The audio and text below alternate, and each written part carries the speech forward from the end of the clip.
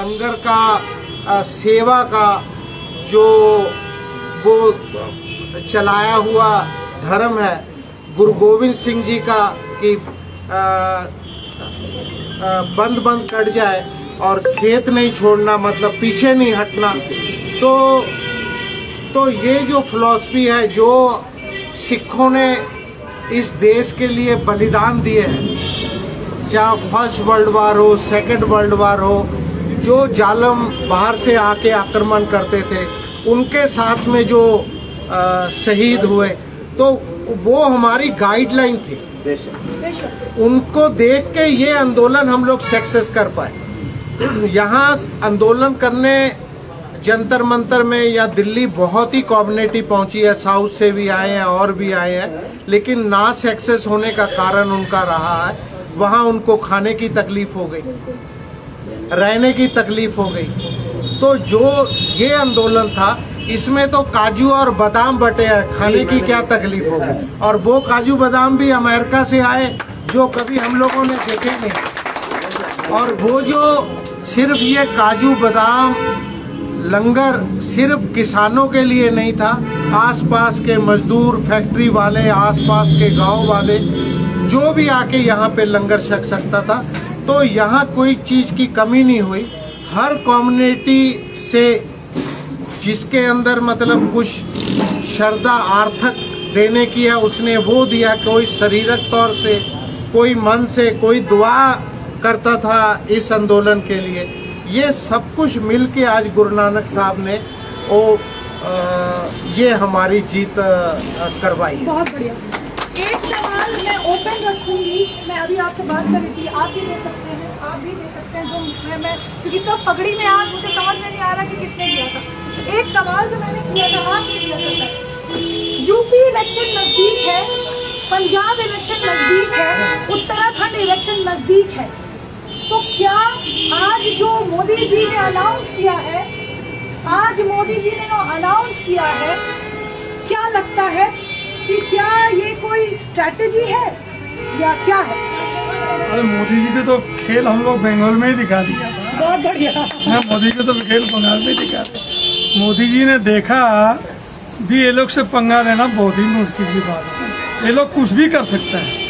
तो रही बात जो 23 जो विधानसभा हुई है उसमें भी उनको पता चल गया, और आने वाली है जो 5 राज्यों में जो विधानसभा की वोटें होने वाले हैं, तो मोदी जी ने देखा भी ये लोग से पंगा लेके हमको खाना ही पड़ेगा।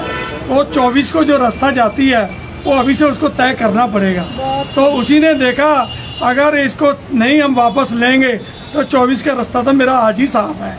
उसी का डरते मारे जो आज किसी कानून जो उसने वापस लिया है। क्या रास्ता साफ होता हुआ नजर आ रहा है? तो रास्ता साफ तो यूपी में तो सर घर घर में बताते हैं, टीवी में देख रहे हैं, सब जगह देख रहे हैं, सभी बता रहे हैं जोगी आगे, जोगी गया, जोगी गया। तो यहाँ पे जो हमारे भाई सब बैठे हैं वहाँ पे सभी जानते हैं कि आज के दिन जो ये बोला गया है, ये फार्म लॉज वापस ली गई हैं।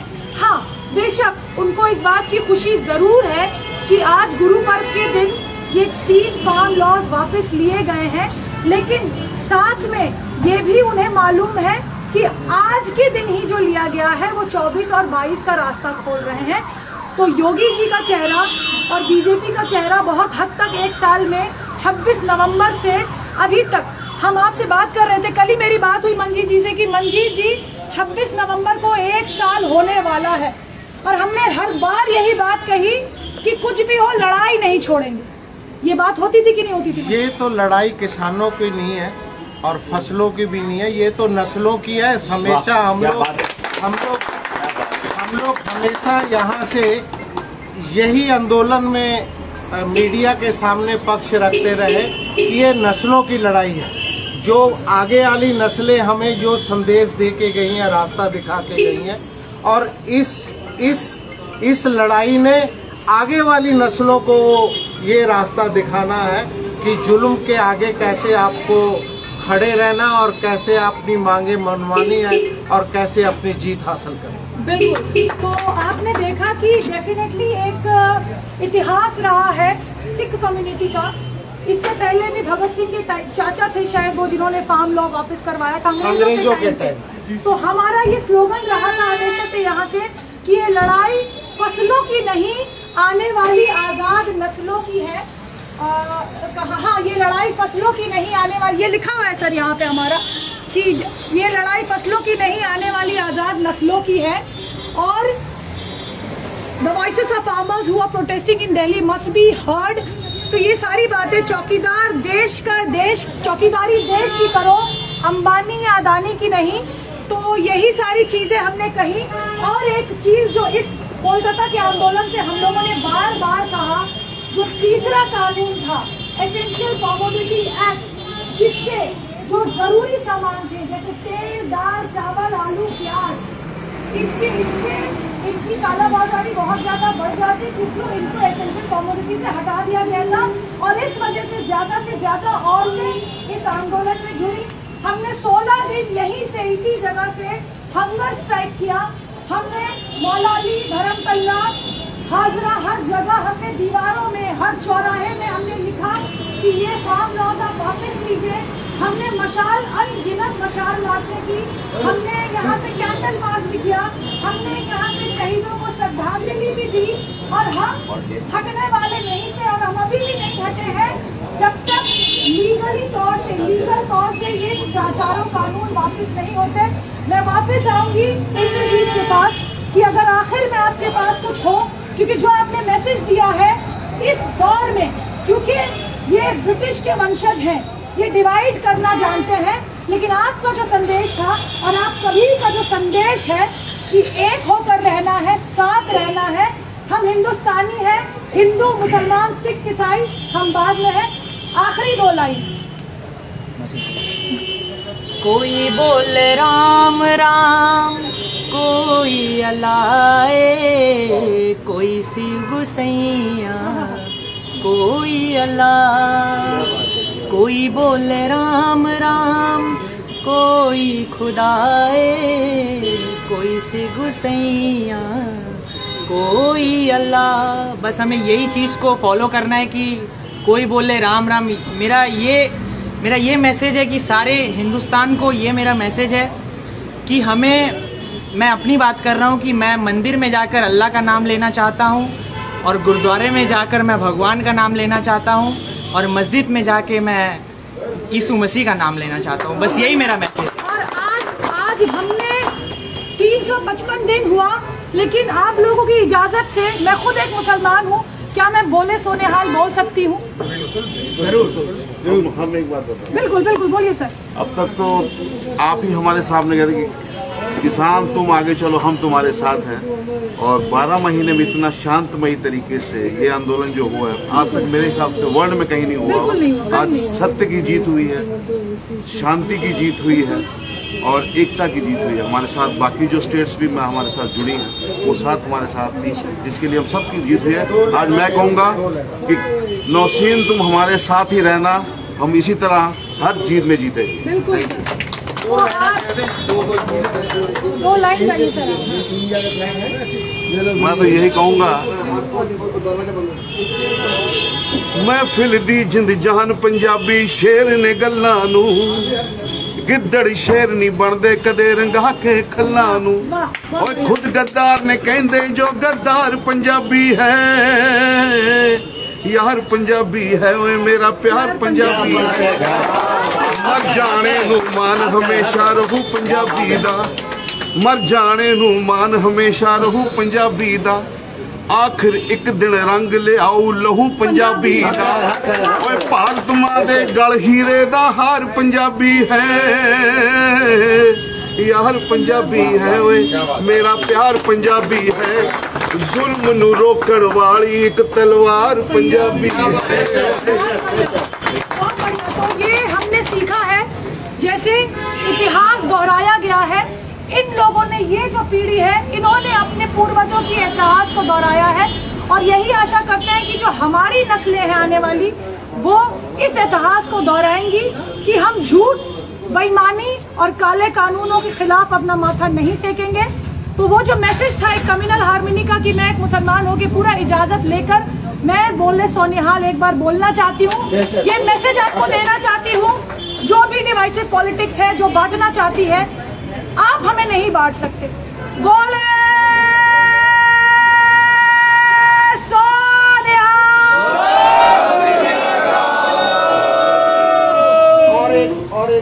वाहिगुरू जी का खालसा, वाहिगुरू जी की फतेह।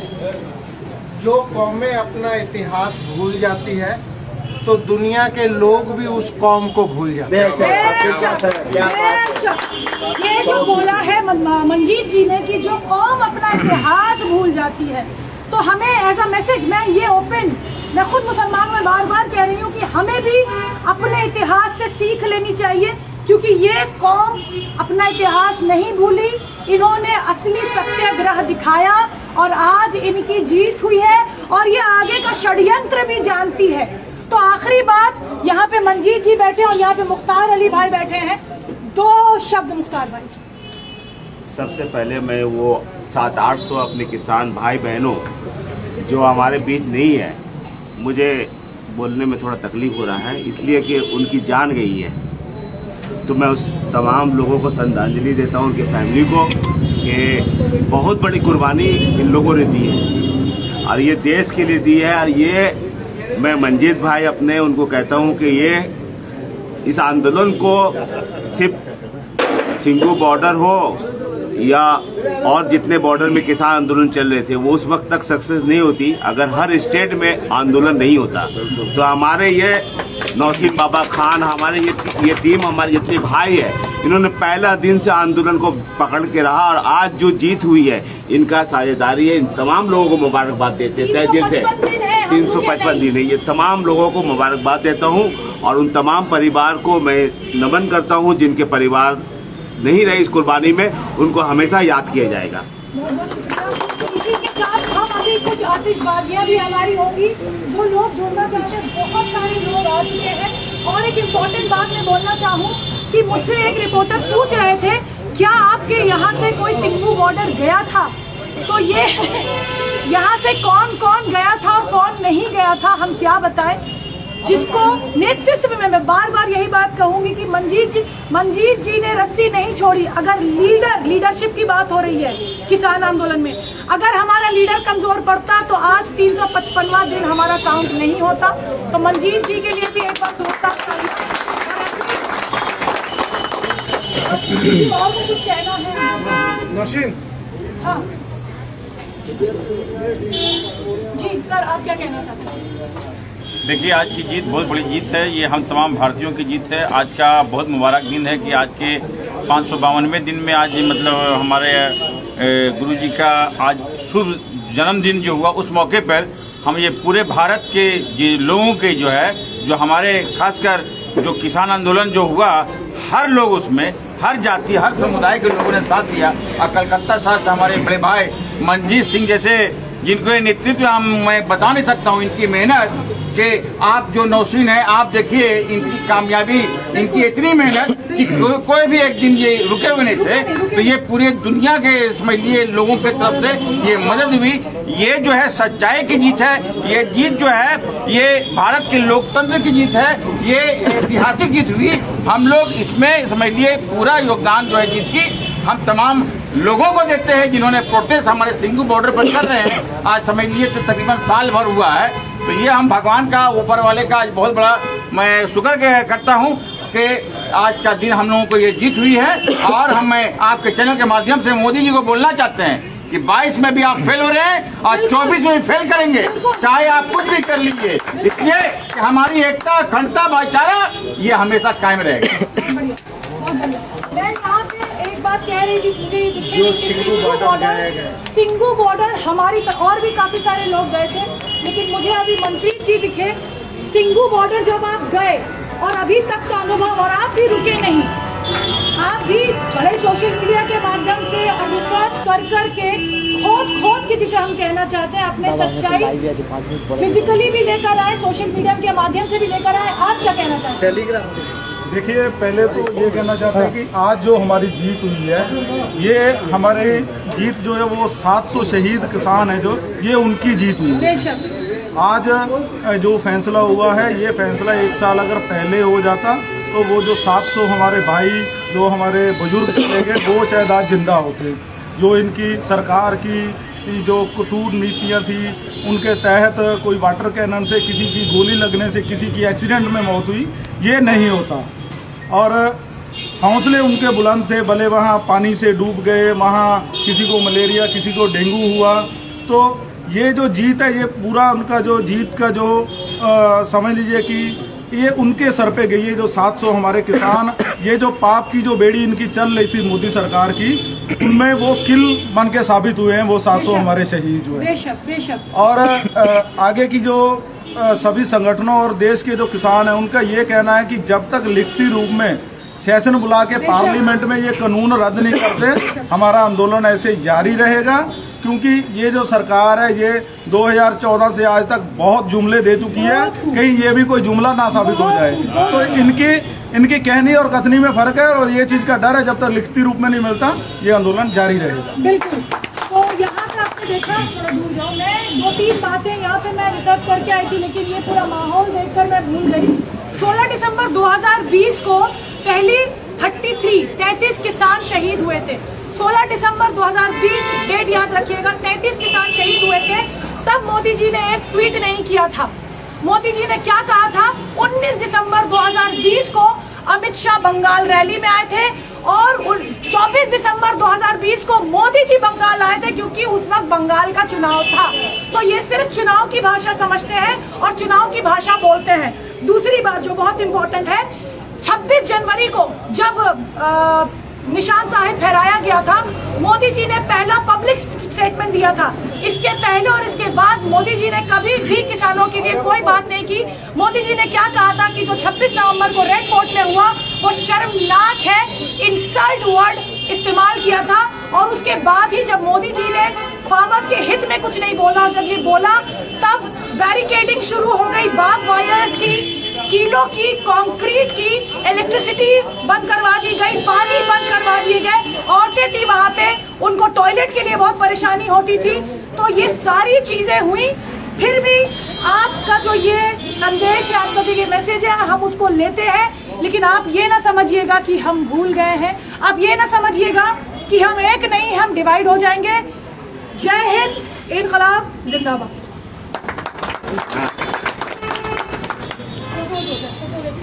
सब बैठे रहे प्लीज, सब बैठे रहे जी।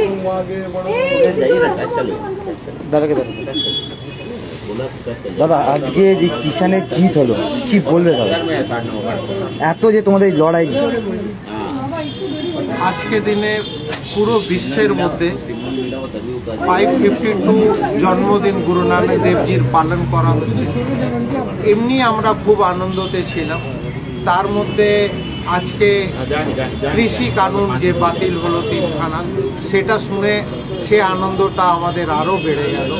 তো আমরা তার জন্য খুব খুশি আছি कि এই কৃষি কানুন যে 700-800 লোক শহীদ হয়েছে, 1 বছর ধরে কিষান ভাইরা বর্ডারে বসে আছে, তো এটা যেটা জয় সে কিষান ভাইদের, সে এই দেশের মানুষে যারা সাপোর্ট করেছে তাদের জয় আছে।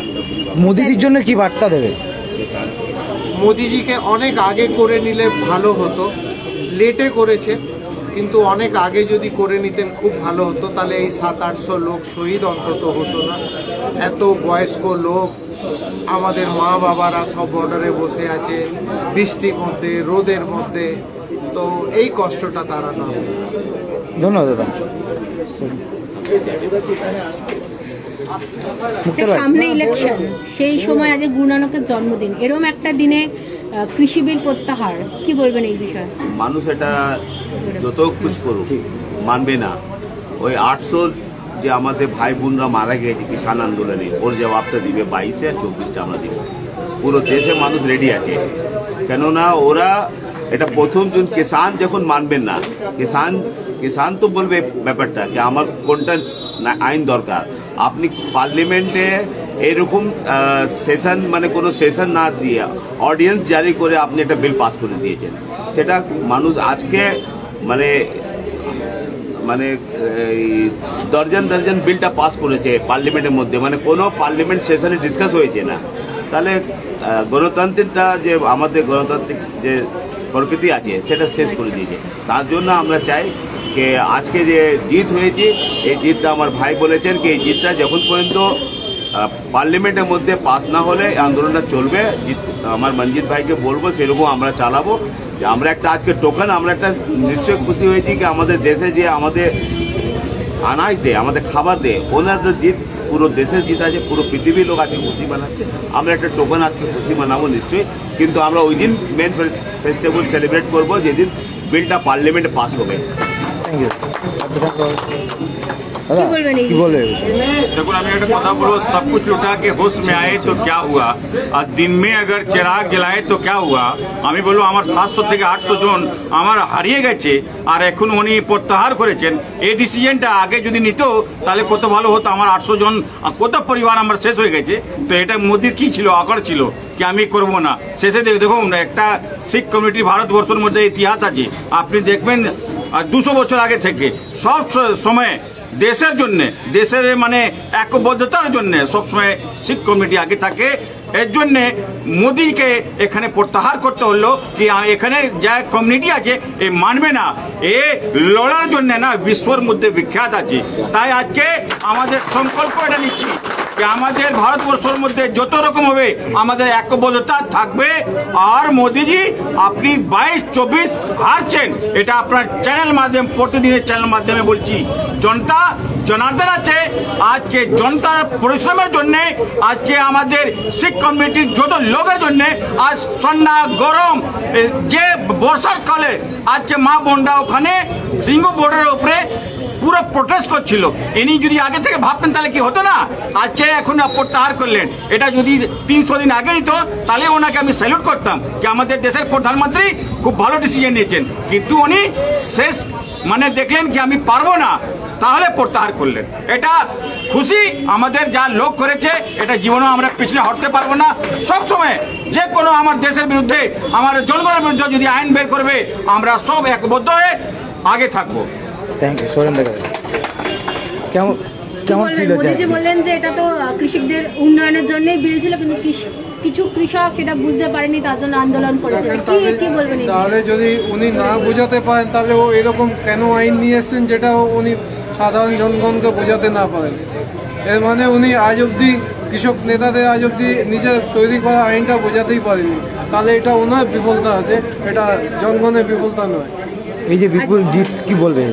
তো এটা যা হয়েছে এটা দেখেন, যতদিন উনি না লিখে দেন ততদিন, কারণ ওনার একটা আছে যে উনি গতবার বলেছেন যে এটা ইলেকশন কা জুমলা है, তো হতে পারে এ আজকে আমাদের এও বলতে পারে যে আজকে গুরু নানক জন্মদিনের উপলক্ষে আমি তোমাদের একটা জুমলা দিয়েছি। উনি আগে রিটার্ন পাস করে রিটার্ন দিন, তারপর আমরা এটাকে মানতে রাজি আছি। Thank you. ধন্যবাদ।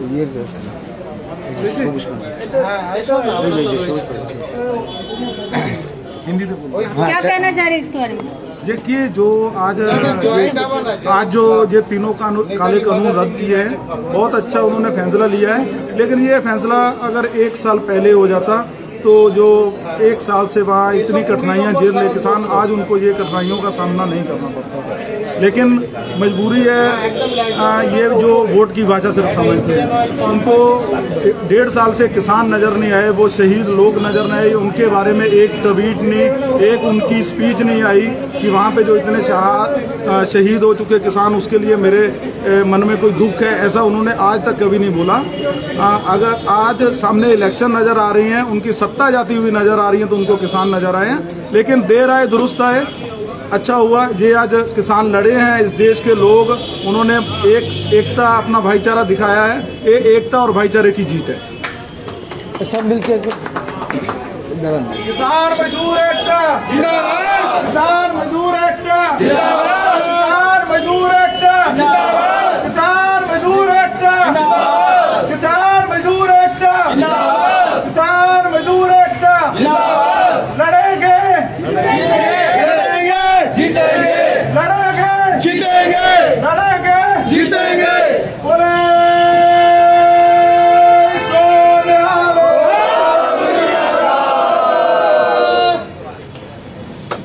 आज लड़ा था जीता है।